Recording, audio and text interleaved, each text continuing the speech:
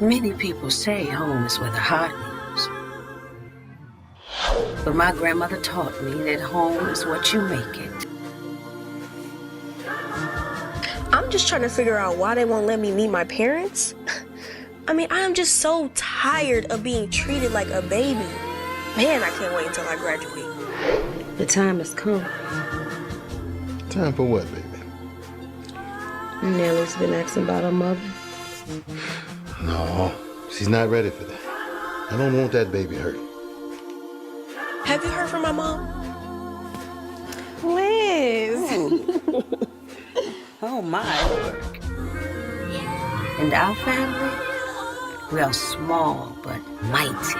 Now, do you think you can speak to Mr. Kearney for me? And does Nellie even know that I'm trying to see her? I have to choose my time wisely to talk about you, son. But keep the faith. Well, thank you for your help anyway, Miss Liz. Oh, I haven't done anything yet. I don't want to lose a good friend. You cannot stop me from seeing Nellie. Well, I got 9 hot ones and a whole lot of land that says that I can. He ought to be scared. And you ought to be shamed. Man, I'm not trying to hear this in my home. How you hush up with this foolishness? Hello? Hello, Everett?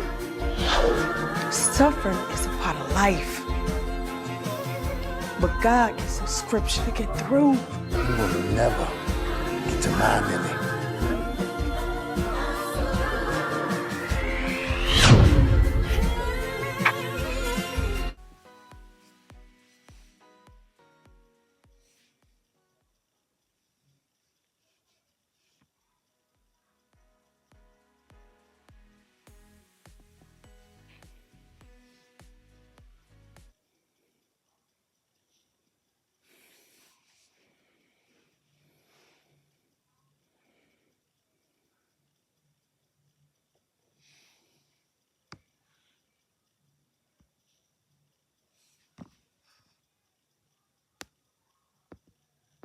Or Coretta to some. Welcome to Just One Touch podcast. I'm waiting. We're going to start our show in a moment with our guests. We have a special guest today. Come on. We're waiting. I welcome you.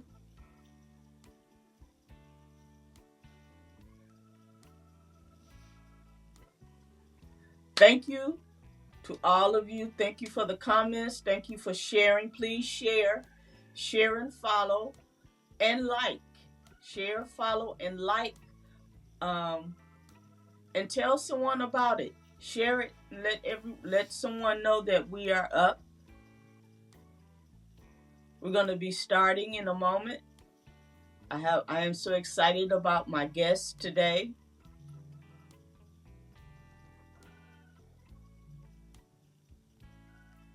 Okay, let's get started. We're going to go right into the program. Love you. God bless you. See you afterwards.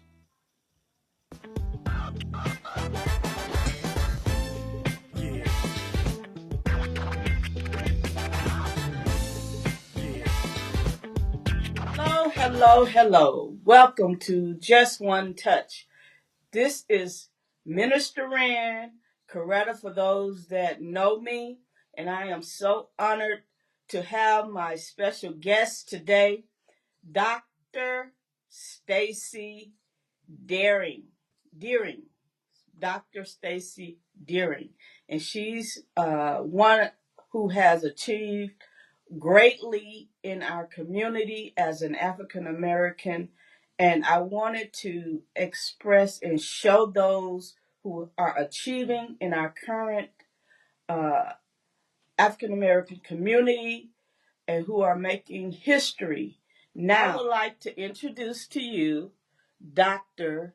Deering. How are you, Dr. Deering? I am excellent. Thank you so much for having me this evening. I really appreciate you thinking of me. How would one explain who you are? Can you please describe yourself to those who may not know who Miss Stacy Deering or Dr. Deering is? Oh, this is a fun question. I do operate highly in humility. I am a very much so down to earth Detroit born and raised city girl. I love my city, born and raised in Detroit all of my life. Public school alumni. I love my Black community and our culture. I love Detroit's rich culture. We are a Renaissance, a Black Mecca. We have such rich history. People come to Detroit to, participate in our history. We've been known as Motown, the Motor City, and even the Renaissance City. So personally, I think that has kind of shaped who I am. Of course, I am first and foremost a child of God. I come from very humble beginnings. My parents both were very hardworking entrepreneurs as well as blue collar workers. They were hustling to make their dreams come true, which was part of my inspiration growing up. A lot of my family members believe that I am self motivated and ambitious in that I am the super nerd of the family. No one has really chosen this particular journey. I am the first doctor in my family on both sides, my maternal and my paternal side. But all in all, I love being a Black woman, even though we go through a lot of adversity. I love the history, our culture. I've had many conversations with my grandmother to understand the dynamics. She was born in Jim Crow, Alabama, Jim Crow, South Alabama. So she came through the trenches. I've seen a lot of things. I've witnessed history. I love hip hop culture.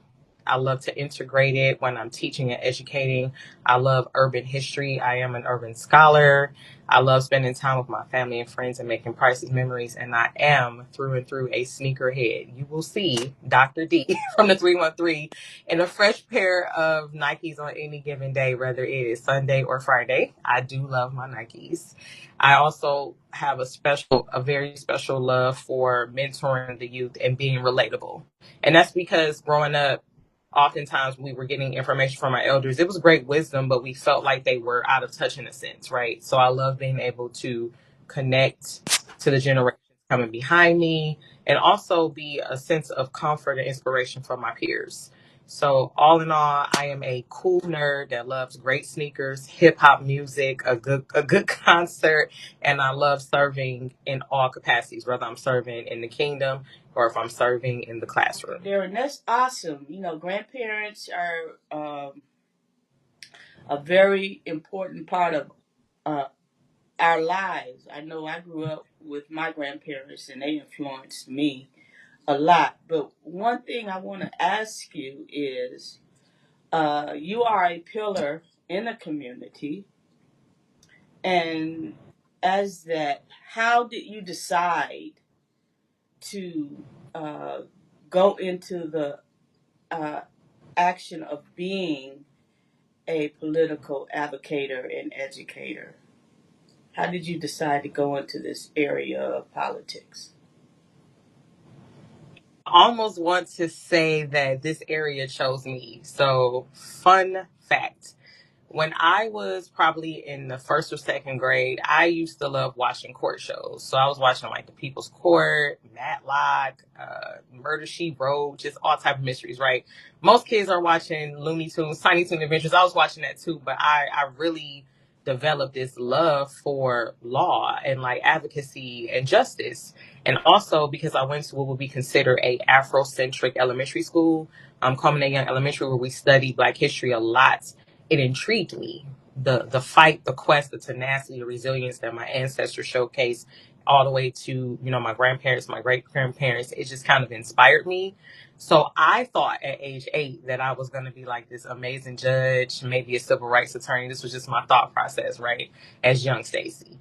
But as I journeyed through my academic career, I did not feel like I was walking in my passion and purpose in the field of law. I was working as a paralegal in corporate America. I was doing corporate law, like product liability. I was actually in law school. And while the subjects were intriguing, it was not matching well with my passion, my advocacy. I felt like I wasn't maximizing my potential. And corporate America just was not gelling well with my spirit, right? No diss to corporate, it just was not meshing with what I believe God really wanted me to do. So I truly had this passion for advocacy where I always wanted to help elevate, empower, and educate my community. And while I was pursuing higher education, and that bell went off, I reflected to some conversations my father and I had. So my father was actually a mentor. He did a lot of philanthropy work. He mentored young Black men. He was an activist. He was even a junior Black Panther back in the day and told me stuff that happened in Detroit 67 riots, right? So it was more than likely already kind of in my bloodline, just to kind of flow and come outward. But the moment happened while I was sitting in a classroom, and I decided to switch gears. And instead of going the law school route, I wanted to go the advocacy route. So I took up nonprofit management, local government, because I really wanted to have a better understanding of how government works. Because every time a real change happened in our society, it was between policies and the court. So I found the commonality there and decided to work my way through being in advocacy by understanding how government works, policy formation, and doing advocacy and coalition building work. So that is why I chose to pursue higher education in political science and public policy, because policies actually shape and affect our everyday quality of life. And that is how you perpetuate and lock in change. We can do all the organizing and all the marching, that's cool. But until that gets locked into writing into some type of law, policy, or program, is more so a act and not a change. So that's pretty much inspired me and set me on this path. During your time as a fighter for equality for your people, as a professor, what are some moments that really touched you, or that you remember that helped those that you have impacted? I have a few. So I am actually embarking my 10-year anniversary as a professor next year. So in 2026 in the fall, it'll officially be 10 years since I have been Professor D. So every semester I have great moments with my students. So I teach urban politics. That is my forte. So 3 moments I'll give you. The first moment would be during the 2020 election cycle, which was a historic year because it was the 100-year anniversary of women's right to vote. So the women's suffrage movement. I was actually working on a great project and exhibit at the Charles Wright African American Museum in Detroit, right by Wayne State's campus. There was a Voting Matters exhibit.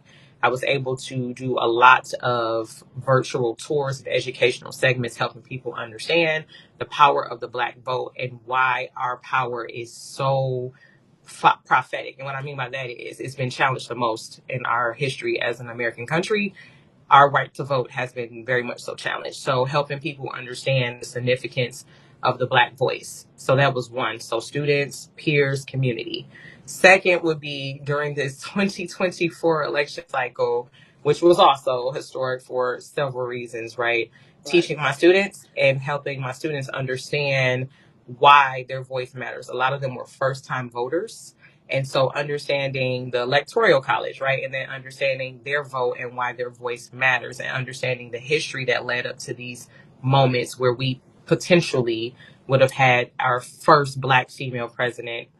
That could have happened, right? It could have, but it didn't. Right. But just understanding the dynamics, right? And then the next step would be that was powerful was when my students come to me and say, you know what, Dr. D, your knowledge or passion has helped me solidify my major. I want to major in political science, or I want to pursue higher education. I'm going to get my master's. Can you write me a letter of recommendation? I'm going to law school because I want to be a future senator. Can you write me a letter of recommendation? Can you be my mentor?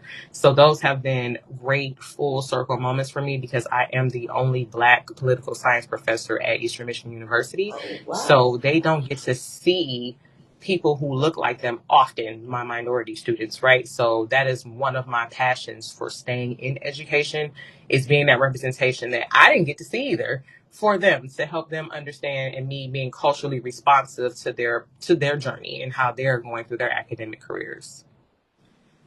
Okay, so the great thing about it, you said something. You said you are the only are you the only African American faculty there, or are you the only in the political science department? I'm the only Black faculty member in the political science department at Eastern currently, besides our department head, which she doesn't teach right now because she has so much going on. So I'm the only active faculty member in our political science department that is African American at Eastern Michigan University. That is awesome. Now, my last and final question for you is, as an African American woman, that's one. What inspirational points, inspiring points can you leave to those young ladies that may be watching, someone uh, generations later after we are older, generations later?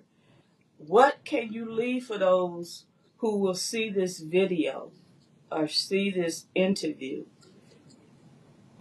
What inspirational points, an encouragement that you would like to leave to those that uh, we may not see in the future? Okay, so first I would like to say that knowledge is power. That proverb is infallible, remains supreme, and remains true. Also, no one can ever take your education from you. I don't care what type of laws, policies, unethical, illegal practices they try to engage in. No one can ever take your education or your credentials from you. So, in your quest to be great and in your destiny for greatness, continue pushing through, understanding that adversity is normal for us. We've been champions of adversity for 500 years, for generations to come. We were doing it before they can put it in the history books, men and women, right? So understand that our bloodline is destined for greatness, resilience, and tenacity, and that anything that you put your mind to, you can do it. Our ancestors did it with way less accessibility, support, and parameters. They risked their lives to do it. There was a lot of blood, sweat, and tears shed. And the seeds that we're sowing today is so that you can run. We walked, planted all the seeds, toiled in the soil so that you can run. So we're setting foundations so that you can continue building on those and the legacy can continue going. No matter how they try to erase history, it cannot be erased. We have been conquerors, we have been champions, and we will continue to do so. Continue to walk in your passion and purpose because God has already set it in stone. It's already written. And I do believe that Black women are the unicorns because we specifically carry the backs of a lot of change. We're change agents. We shift generations. We break cycles and curses. So I believe that Black women, the 92% that showed up in 2024, will continue to be great, to be trailblazers and change agents. So I wear my Black African American woman crown as a badge of honor, and I would love for you to do the same. That is an awesome word of encouragement. I want to honestly commend you for being the front runner right now. You're making history in current time, and it is a wonderful thing to see African American women and men representing the way that we should represent. Because the fight was long. You know, I was speaking to someone, and I told them Martin Luther King laid a seed. He showed us how to fight. He was a fighter. During that time that they were fighting for our rights, that they were a tree. But their leaves began to fall, and that was generations uh, after them, and they showed examples of being fighters. And now it is our turn to be fighters and be able to continue being examples of what's important for what we are to represent. And so I'm honored. I thank you so much for being a part of this, because we have to now begin to be examples, being representations, pouring into our young people so that they know that the fight must continue. So thank you, Dr. Daring, for this. Thank you. And I appreciate you. God bless you. Thank you so much. I appreciate you as well, and God bless you as well. Thank you for the opportunity and the platform.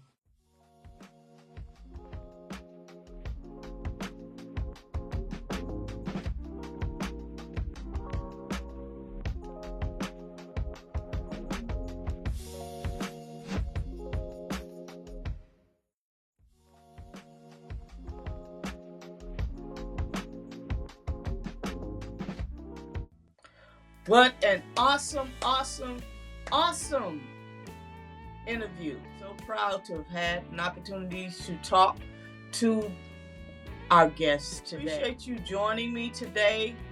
If you would like to support this endeavor, the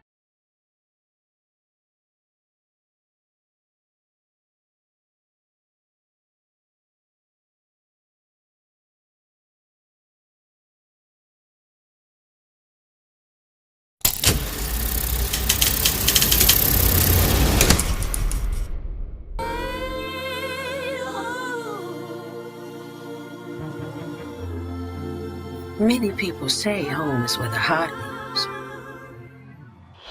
But my grandmother taught me that home is what you make it. I'm just trying to figure out why they won't let me meet my parents. I mean, I am just so tired of being treated like a baby. Man, I can't wait until I graduate. The time has come. Time for what, baby? Nellie's been asking about her mother. No, she's not ready for that. I don't want that baby hurt. Have you heard from my mom? Liz! Oh my work. And our family, we are small but mighty. Now, do you think you can speak to Mr. Kearney for me? And does Nellie even know that I'm trying to see her? I have to choose my time wisely to talk about you, son. But keep the faith. Well, thank you for your help anyway, Miss Liz. Oh, I haven't done anything yet. I don't want to lose a good friend. You cannot stop me from seeing Nellie. Well, I got 9 hot ones and a whole lot of land that says that I can. He ought to be scared. And you ought to be shamed. Man, I'm not trying to hear this in my home. How you hush up with this foolishness? Hello? Hello, Ever? Suffering is a part of life. But God gives us scripture to get through. You will never get to my Nellie.